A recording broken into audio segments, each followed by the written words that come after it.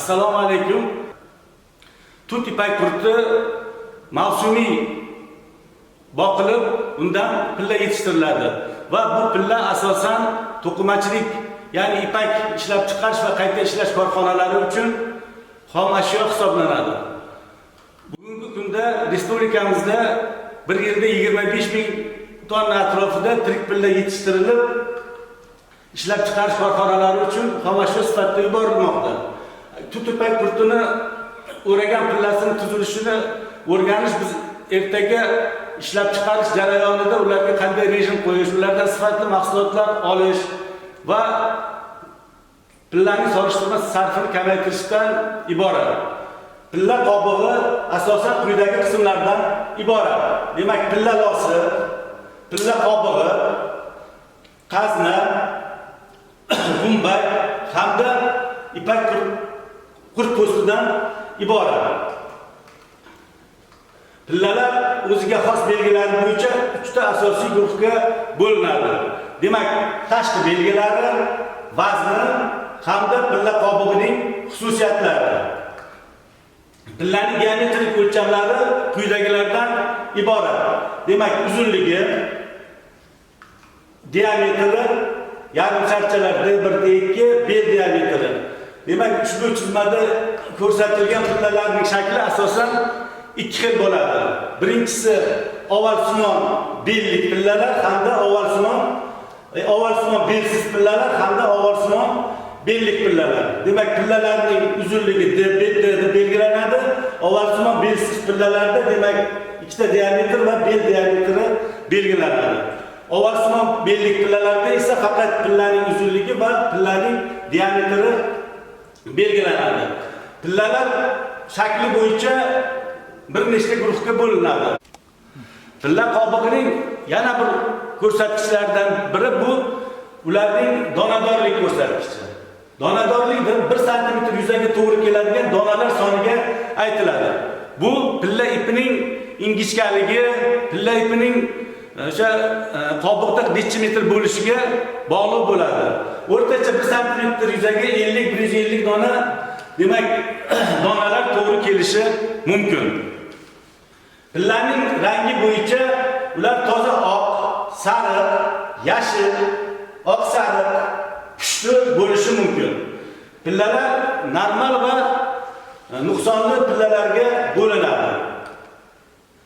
Normal pillalar rangi, shakli, berilgan zot yoki do'ragaylariga mos bo'lib, toza, qattiq va butun qobiqli pillalarga aytiladi. Mana ko'rinib turibdiki, bu yerda mana normal pillalar, qobiqlari toza, shakllari bir xil, demak, suratlari keltirilgan.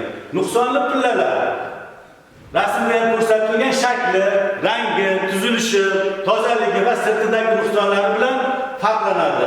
Agar qaraydigan bo'lsak, mana pillalarning shakli ham shu buzut shaklli, demak, mana yuzasida dog'lar mavjud.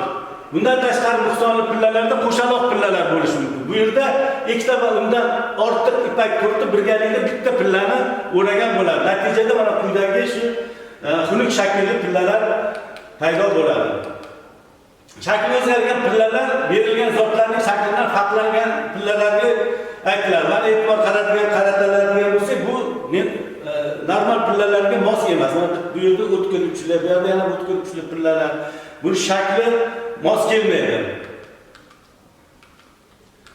Dog'li pillalar, demak, bu yerda ham ko'rsatilgan dog' bu asosan pillaning qurtni o'lishi, ichida o'lib qolishi yoki yonidagi pillaning dog'li bo'lishi ta'sirida hosil bo'ladi.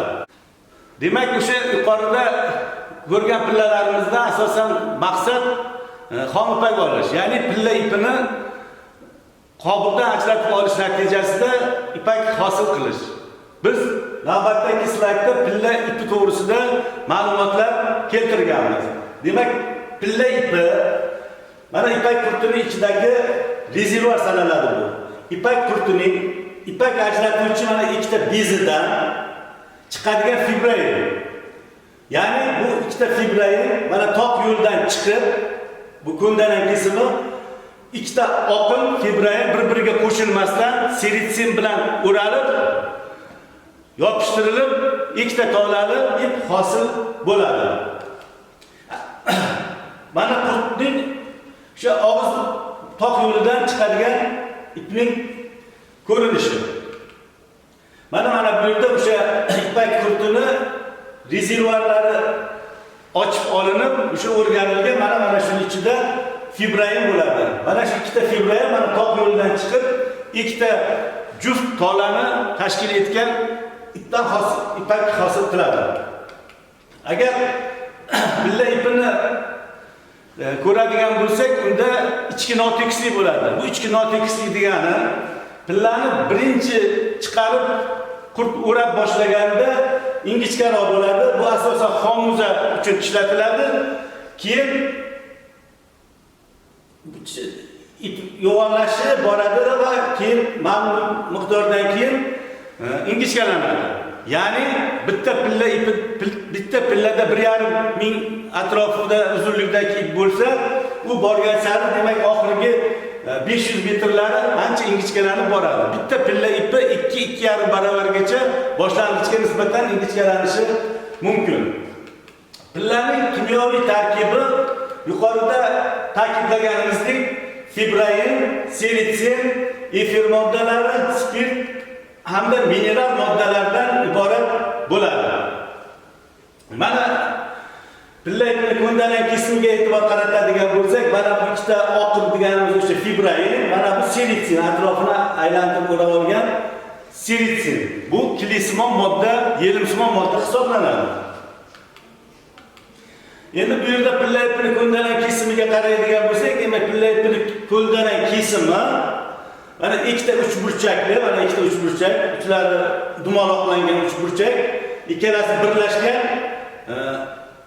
noto'g'ri ellipsni eslatadi. Mana buni atrofidagi shtrix bilan ko'rsatilgan bu seritsin hamda mana bu ikkita oq qismi fibroin. Bu pilla ipining demak uzunligi bo'yicha grafik ko'rinishda keltirilgan mana shu ikkalasi fibroin, seritsin va pilla borgan sari ingichkalanib borishi bu yerda aks etgan.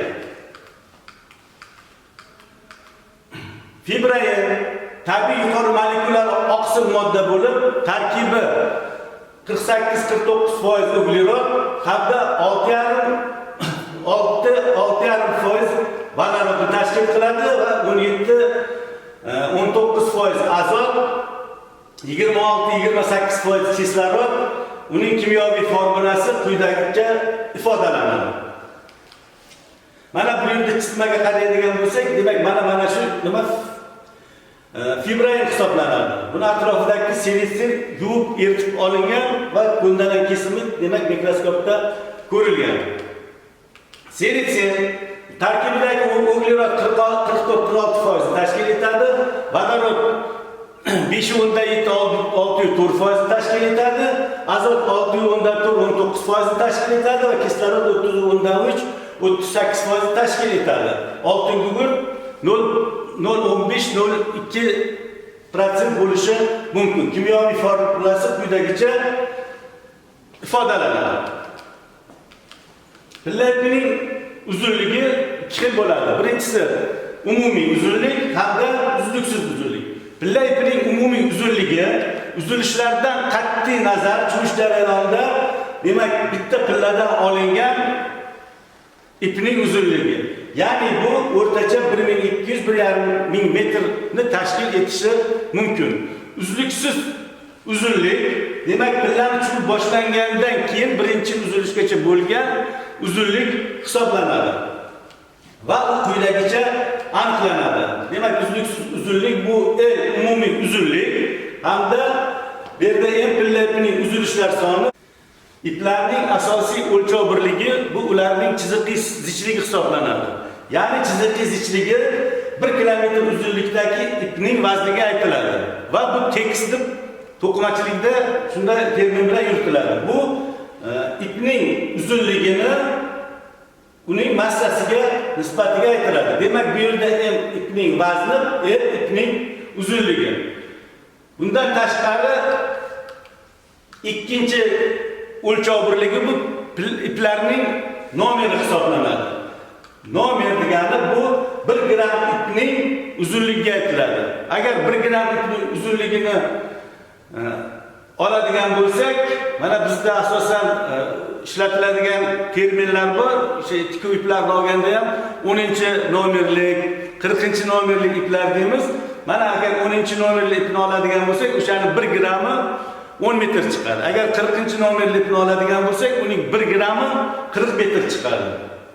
Va e'tibor qaratadigan bo'lsak, chiziqli zichlikning aksi, ya'ni bu yerda ipning massasini uzunligiga nisbatiga aytiladi va ular chiziqli zichlik bilan nomer 1000 orqali bog'lanadi.